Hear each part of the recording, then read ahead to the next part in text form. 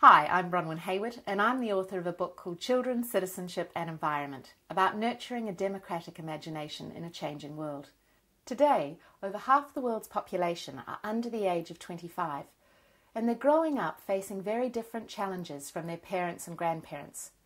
They face four particular problems. The first is dangerous environmental change. The second is growing social inequality, as the gap between rich and poor widens everywhere. The third is global youth unemployment, as our economies are failing to deliver sustainable, meaningful work. And the fourth problem that faces young citizens is a problem of weakening democracies, as local communities struggle to hold financial and economic power to account.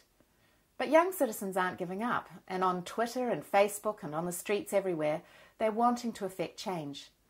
As a baby boom generation, we created these problems. But the harsh reality is that we're not going to be able to solve them within one generation.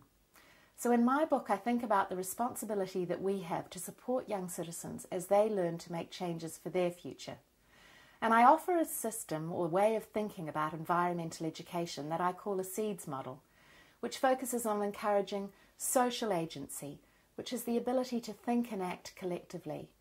It's also offering a way of thinking about environmental education that encourages us to think about embedded justice, not just getting kids outdoors, although that matters, but also encouraging young citizens to think about the way in which we make decisions. Are our procedures fair? Who benefits from the outcomes?